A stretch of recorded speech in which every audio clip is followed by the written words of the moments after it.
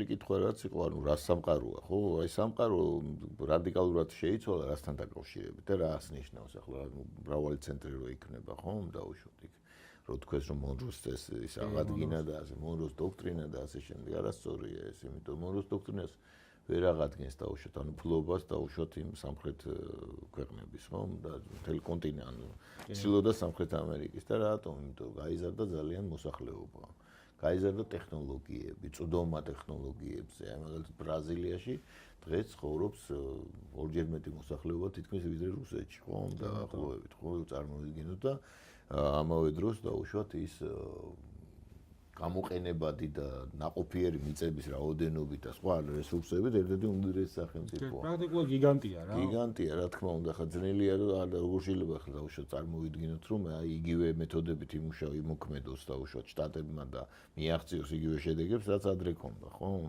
იგივე დაუშვათ ინდონეზიაში ცხოვრობს 300 მილიონამდე 170 თუ 200 მილიონი ადამიანი, ხო?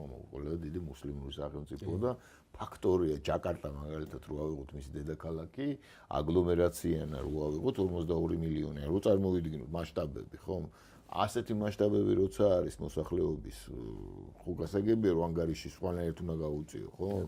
იგივე ინდოეთი, რომელიც ყველაზე მზარდი სწრაფად მზარდი ეკონომიკა დედამიწაზე დაუშვათ ყველაზე მეტი მცხოვრები იქ ჩინეთზე აღარ ვლაპარაკობ. ჩინეთი უკვე დეკლარირებული პოლუსია. ხო, დეკლარირებული პოლუსია და თან პოლუსია, რომელიც განიხილავს თავის თავს როგორც ცისქვეშეც, როგორც განიხილავდა ისე სანამ მისი დასუსტების ერა დადგებოდა, ხო? როდესაც დაუშვათ ცინის დინასტიის დროს აი მოუვიდათ ის რაც მოუვიდათ დამცირების 100 წელი, ხო?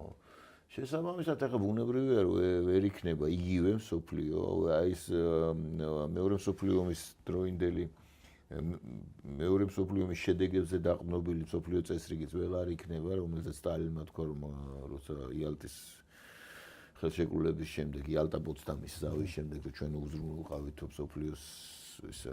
მსოფლიოში მშვიდობა მინიმუმ 50 წლით დაახლოებით ეს თქვა და ზუსტად სხვათაშორის როცა საბჭოთა კავშირის დაშლამდე თქვა როგორც ჩანს და აი ეს რეალობა უკვე ვეღარ ეტევა იმ ჩარჩოებში, ხო? ახლა გაუგებარია დაუშვათ რატომ უნდა იყოს იქ საფრანგეთი და რატომ არ უნდა იყოს ინდოეთის სიტყვაზე, ან ბრაზილია, ხო? დაუშვათ ეს ხო ხო, ან პაკისტანი იგივე რამხელა პაკისტანი მოიხსენებათ, ხო?